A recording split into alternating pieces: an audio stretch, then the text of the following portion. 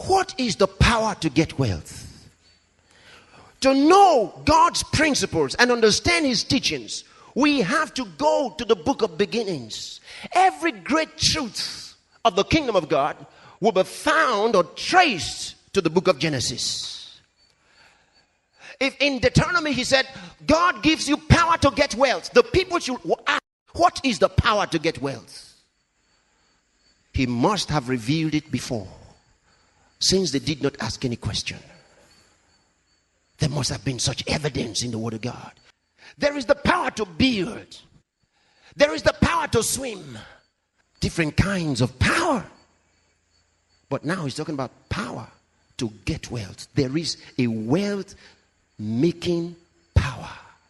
Now the first man he told, I want you to establish my covenant. I want to establish my covenant with you. We are going to produce righteousness.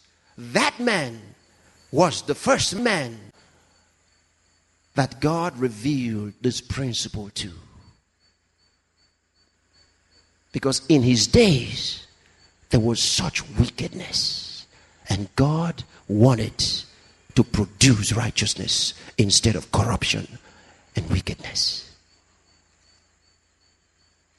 Genesis chapter 8, verse 22 tells us what power is wealth-making power.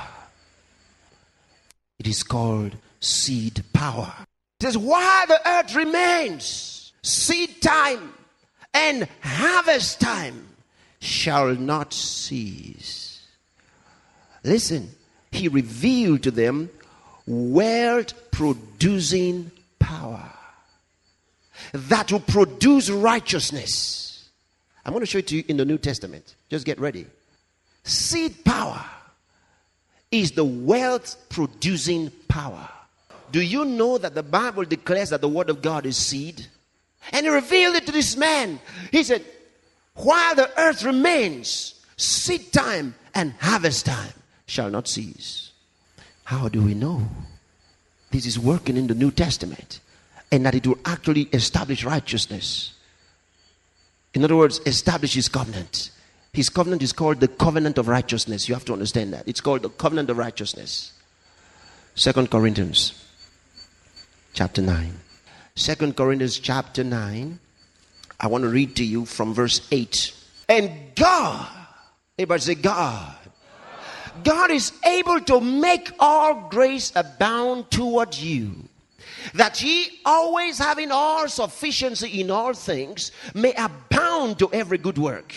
As it is written in verse 9, he had dispersed abroad, he had given to the poor, his righteousness remaineth forever. Look at that. It's not true yet. Verse 10. Now, he that ministered seed to the sower, both minister bread for your food, and multiply your seed sown, and increase the fruits of your righteousness. Do you see what I mean? The guy's producing righteousness, talking about the works of righteousness. He says the fruits. He would increase the fruits of your righteousness. It says, he that gives seed to the sower, may God give you seed. In other words, the seed and the covenant of righteousness are tied together. And he revealed this to Noah. No wonder the Bible tells us Noah walked with God. Your seed is your hope. He was in the ark.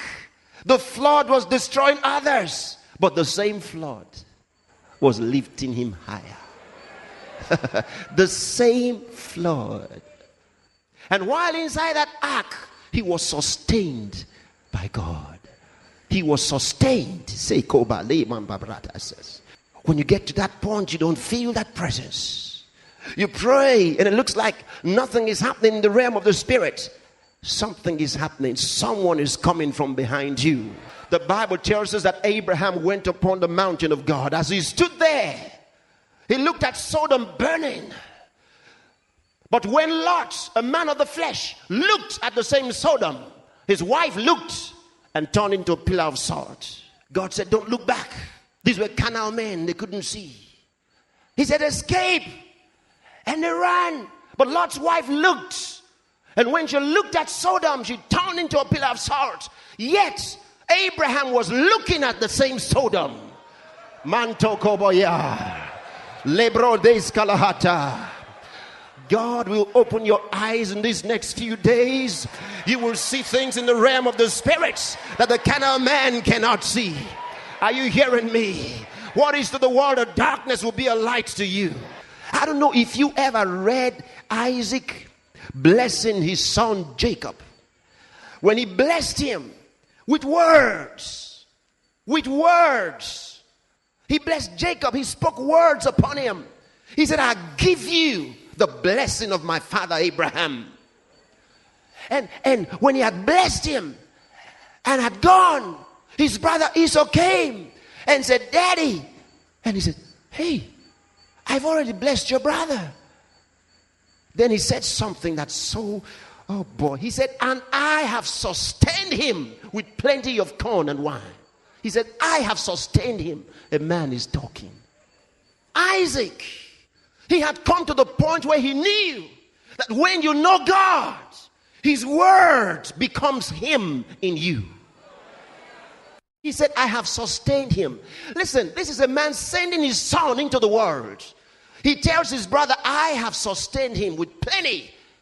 Listen, the Bible does not tell us that he carried corn and gave to Jacob. He spoke words. He said, wherever you go, the presence, this is the presence of the God of Abraham will go with you. And then he said to Esau, he said, I have blessed him, and yea, he shall be blessed. He said, and I cannot reverse it. It cannot be changed. It cannot be changed. Look at Jacob, a rascal. A rascal, but he was a blessed man. He was not perfect in his ways, but he was a blessed man. He was even a cheat, but he was a blessed man. Do you think Jacob or Isaac was more worthy of the kingdom of God than yourself? Let's see something in Genesis chapter number 6. Let's see what God said. In verse 17 again, I read from 17 into 18. And behold, I, even I, do bring a flood of waters upon the earth to destroy all flesh, wherein is the breath of life. Remember, God's talking to Noah here. And then he says, wherein is the breath of life from under heaven, and everything that is in the earth shall die. But with thee, hey, but with thee, there's a difference. But with thee, everybody say, with thee. But with thee will I establish my covenant. Oh my. With thee will I establish my covenant. God says, I'm going to destroy everyone else, but with you. A flood of economic disasters coming. A flood of hunger is coming. A flood of penury is coming. A flood of poverty is coming. But with you will I establish my covenant. How can God do it? Deuteronomy chapter 8 verse 18. But thou shalt remember the Lord thy God, for it is he that giveth thee power to get wealth. To do what? That he may establish his covenant. Now, God says, and listen, he says, it is he that giveth thee power to get wealth, that he may establish his covenant. In other words, if God is going to establish his covenant, he will give you power to get wealth so that the covenant will be established. That means power to put. He's talking about, he looked at the whole world. It was corrupt. There was violence. There was wickedness. He said, Noah, with you I will establish my covenant. What does that mean? It means you will produce righteousness. You will produce righteousness. I'm going to join myself with you so you can produce righteousness in your environment. Now he says he gives you power to get wealth so that you can produce righteousness. You can establish the covenant, establish righteousness, establish the presence of God in your environment. How can God deal with the corruption? How can God deal with the violence? How can he deal with the wickedness? By giving you power to get wealth, that he may produce righteousness. Lastly, when David got a hold of this, you know what he called it? He called it precious seed. What made it precious?